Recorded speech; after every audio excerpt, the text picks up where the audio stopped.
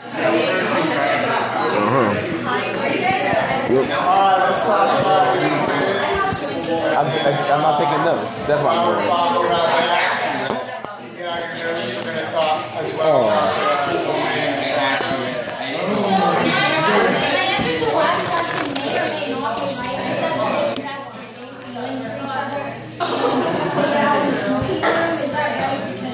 you had said the bot room. Wait, that's not actually that. You got curved up. I think last one was that. Let's try it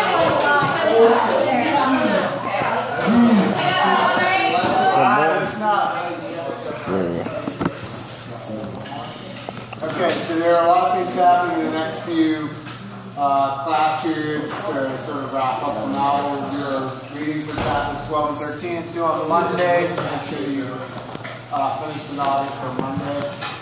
We'll be discussing some of the sort of major ideas from 12 and 13, but before you finish the novel, I want you to know where we're going with the culminating project, the essay, so we'll talk about that, and some other things that are coming up soon. Just to review the quiz answers, I'm not going to take questions on them right now, so I will take questions on them. If you want to come up for lunch, or you want to stay after class, or whatever, we can talk about that. Leper is from Vermont. He says that he escaped the army. At the visit, Leper accuses Gene of pushing Finny out of the tree or something active with the tree.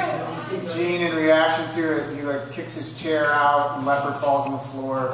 I would have taken either one of those things. Some people said he calls him a bastard. I would have taken that. The intent here is that I could tell from what you said that you didn't just go maybe take a wild guess. Number 5, Brinker is the other character they talk about. The fairy tale character is Snow White. It's really weird. That is Brinker's face on Snow White's body. He has this maniacal laugh going on. Super weird. But that's the picky question. So if you missed that, it's the pickiest question.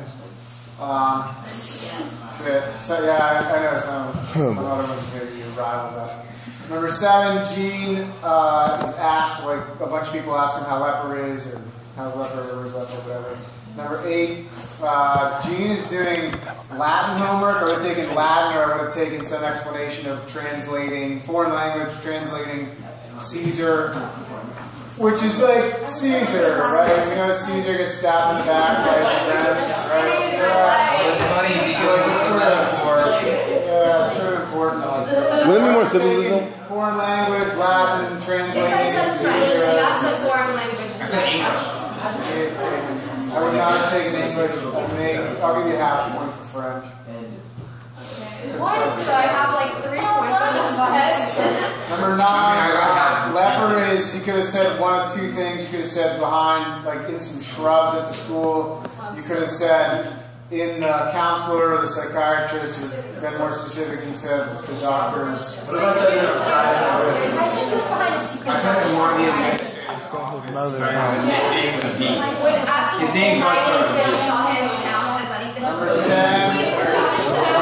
Mercer conducts the investigation, and you could have said either the first building or the assembly room, or some people really described it thoroughly, so I'm going to give you credit for that, the acoustics and stuff. Number 11, Leper is the key witness. Number 12, he says that Gene and Finny moved like an engine, or like pistons. machine? No. Number 13. It's the same. Motor? Yeah.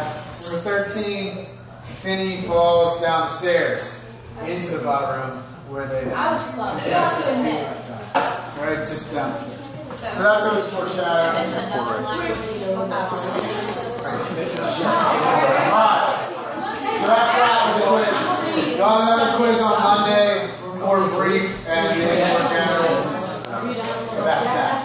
Okay, so here's what we're going to do. I did not cheat. I got a few right. I guessed them. The character names, there's only a few characters. There's a few that I guessed. Maybe one I might have heard when I Heard of. Or whisper. But okay. So I didn't cheat. I got 3 right. The last question I think will prove a lack of cheating. It's just like creative writing. Thanks. Oh, for the one where Greg was hiding, that one's kind of interesting. Wait, if you said the hiding one at or where it was located, is it at Devon's school? Really? He said it's school.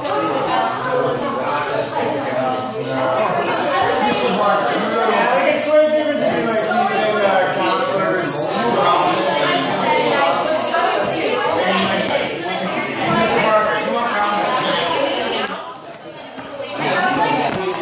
Mr. Barker.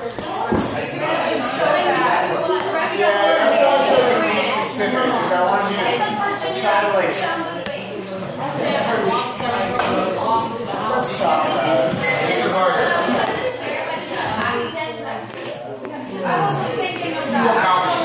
I knew I could tell you exactly what the machine was. As he dropped it down to the machine.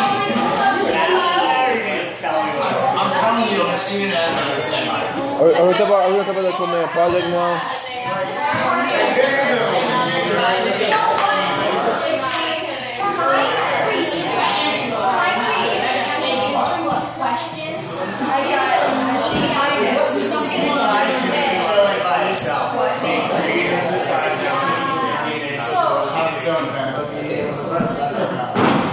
I enjoy grading. If you don't know something on a quiz and you write something really creative, I enjoy that. I do. I seriously do. I'm not going to do this. I mean, I get it. I like it.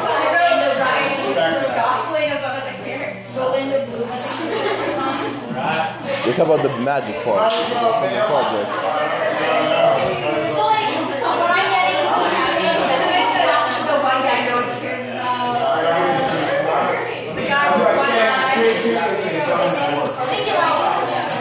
I will. Alright, so let's talk about what's coming up here, especially those of you that, as you finish up reading, I want you to have sort of a mindset of what you're looking for and what we're sort of driving towards. So we've hit some analysis points, we've hit some techniques, some author's techniques in terms of like what he's, his sort of skill set or what things are easy to do as you're reading. We're going to assess, sort of wrap up the end of the novel in two major analysis pieces. Okay, one will be a take-home essay. That's what this is. It's what we'll talk about thoroughly. And one will be timed writing in class. So on Monday, you'll be finishing the novel for Monday. We'll do some discussion between Monday and Tuesday. On Wednesday, the 17th, you'll have a timed in-class writing assignment. So how that's going to work, it will be a prompt that you'll get that prompt on Wednesday and not before. Okay, so I'm not going to give you any sort of heads up of what you're writing about. I will tell you that what you'll write about, we will have discussed and covered. It's not just going to be like surprise. We never talk about the ice cracking, and I'm going to ask you something really thorough about ice cracking. But it is going to be just a cold prompt that you haven't seen before, and it will be the entire period and no more. So you're going to have to work strategically on writing it in a hard time frame. Okay, so that's going to be the approach on Wednesday. Some suggestions for that. The content is what matters in in-class writing. So rather than filling it with fluff, and even some people like to, bless you, write introductions just because it gets them writing. Okay, some people like to do that. It's unnecessary. If you write an introduction and a conclusion, I obviously will take that into consideration. But the key information is the content paragraphs. So that's where your focus should be. If you've been attentive to class discussions, if you've engaged in those, then you're prepared for the in-class. It's closed book, closed notes, cold prompt, but you'll do fine. I want to add some of those this year. I think that's an important skill to be able to write about something new that's in a prescribed time. And then the other culminating project, which I will assign to you on Wednesday, but won't be due for about a week. So it'll be the take-home essay. This is the process that you'll follow to accomplish that. So in your notes, you can copy this stuff down, and I'll sort of walk you through what we're going to be doing. So we talked yesterday, not as much as I would like to, but we'll further the discussion of some of the techniques on Monday and Tuesday. But we talked a little bit about like syntax yesterday. We talked a little bit about diction prior to that. We'll revisit those things as we wrap up the discussion. But the two primary sort of analysis terms that we'll be addressing in the culminating essay are central idea and theme. And in my experience, those things get confused sometimes. So sometimes students will call a central idea a theme. Like they'll say, the theme of a separate piece is envy. So envy is not a theme. Envy is a central idea. And so a theme is a lesson or like a moral that is taught through the ideas that come up in the novel. So you might say something like, Knowles develops the theme that envy can destroy a relationship through. So themes are big picture moral message statements. Like sentences rather than words, if you're looking for like a really basic level of understanding. Central ideas are usually stated pretty clearly throughout the text. Like the word envy comes up regularly, the word friendship comes up regularly, but at no point in the text is Knowles going to deliver you a theme in like a neat package.